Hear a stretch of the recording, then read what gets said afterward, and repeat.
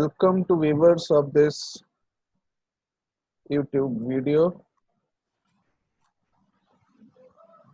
Now we have to discuss about superconductivity. It is the fifth unit of our syllabus. As we know, superconductivity is a very interesting phenomenon. Basically, it is a low temperature phenomena. Certain metals and alloys, they show almost zero resistivity when they are cooled at sufficiently low temperature. This phenomena of disappearance of electrical resistivity at a particular temperature is known as superconductivity.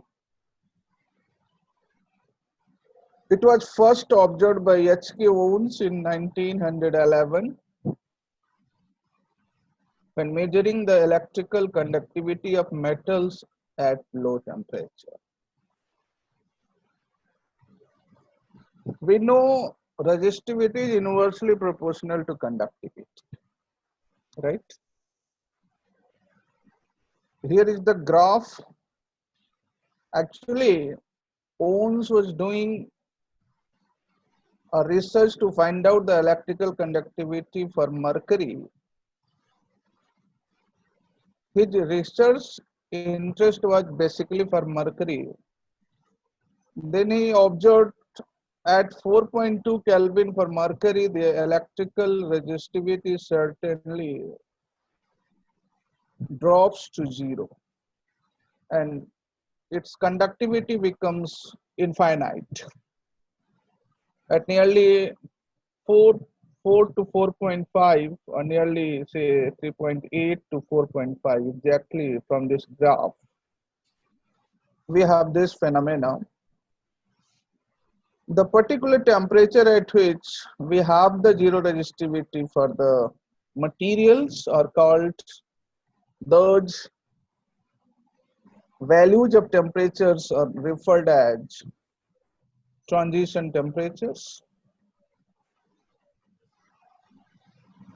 Formally, we can define the critical or transition temperature, the temperature at or below which the material, or preferably say metals, lose their resistivity and becomes highly conductive. The temperature at which the transition from normal state to superconducting state takes place and cooling in the absence of magnetic field is generally referred as critical temperature. It is also the transition temperature. Hence, superconductivity is a low temperature phenomenon. To be very clear, it is a low temperature phenomenon. General properties of superconductors, if we talk for the general properties, first of all, it is a low temperature phenomena, as we have said. Second important property is the transition temperature is different for different substances. Third one is materials have high normal resistivities.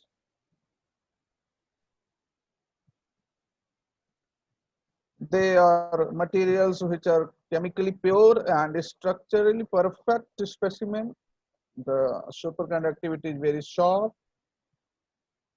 Ferromagnetic and anti-ferromagnetic materials are not generally superconductors. Okay.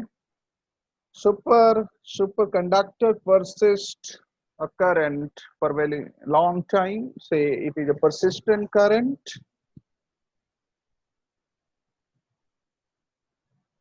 Okay तो यहाँ पर एक list दी हुई है, ठीक है, super conductors के features की करीब 8-9-10 फीचर्स है. You can see from here. Now we start the Messner effect. When a weak magnetic field is applied to superconducting specimen at a low temperature, below its critical temperature, the magnetic flux lines are expelled. This phenomena is called as Messner effect. Messner effect also confirms the very important feature of superconducting material, that superconductors are perfectly diamagnetic in nature. It can be seen very easily. In the normal state, we know B equals to mu naught H plus I. This B is the magnetic induction, H is the external applied field, and I is intensity of magnetization. As we know, for a specimen in superconducting state in Messner effect phenomena, T is less than Tc, B will be 0, almost 0. Hence, H plus I is 0 and H becomes minus I. Therefore, we can define the magnetic susceptibility. It is the ratio of intensity of magnetization per unit magnetizing field. Therefore, the susceptibility becomes -1. Thus, the material acts like a perfectly diamagnetic nature. Okay. On cooling the material to its transition temperature, the J is held, finity must be 0, and from Maxwell equation we have curl of E equals to minus del V over del T. Under this specific condition, since E is 0, therefore B must be constant. Hence, it is also a type of exception that B is not almost 0, but it will be,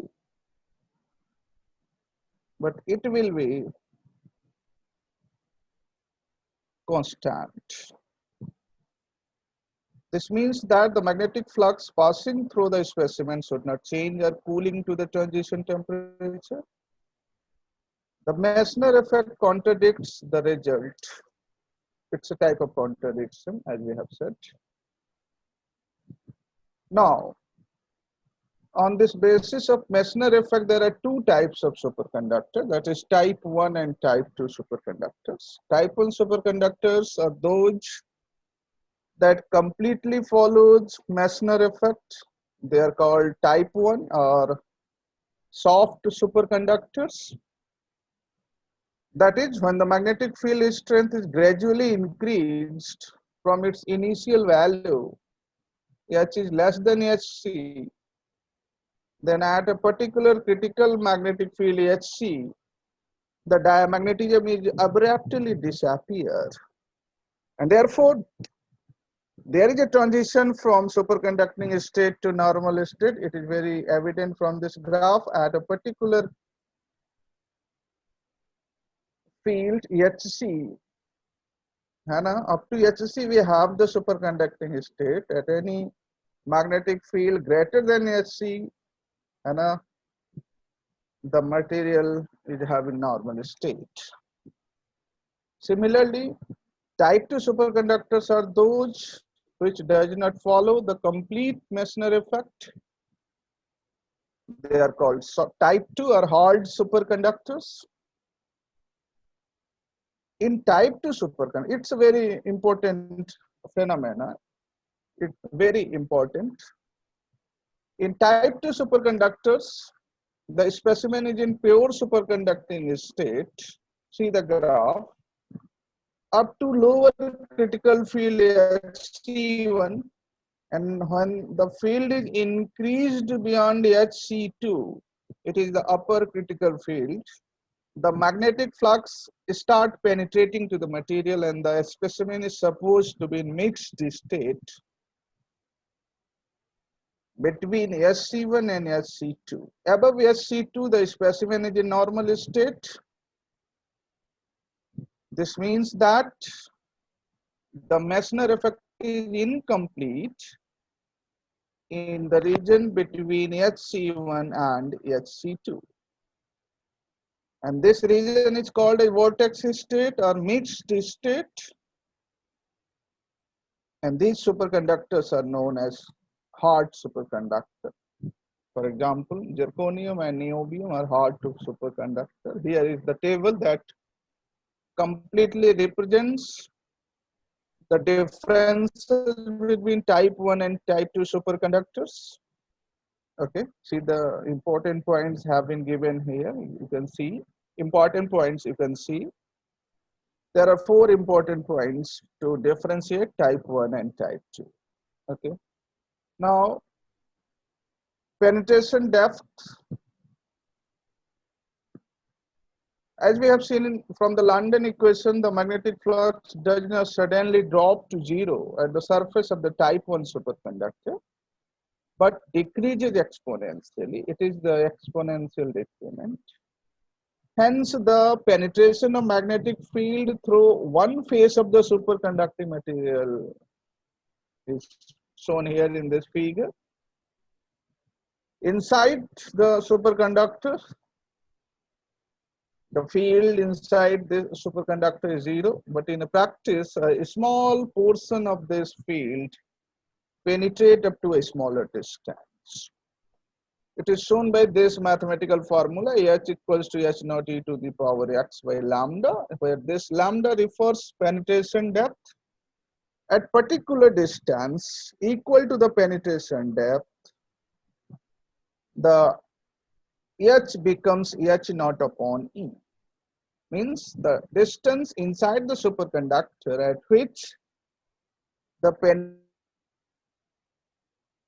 equal to 1 upon E times of its field of the surface magnetic field is known as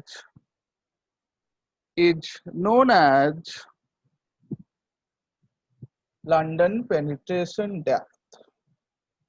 It has been shown here. London penetration depth. Okay, now in the next lecture we will discuss Josephson effect and its types, AC Josephson effect and DC Josephson effect, along with the BCS theory. Okay, thank you.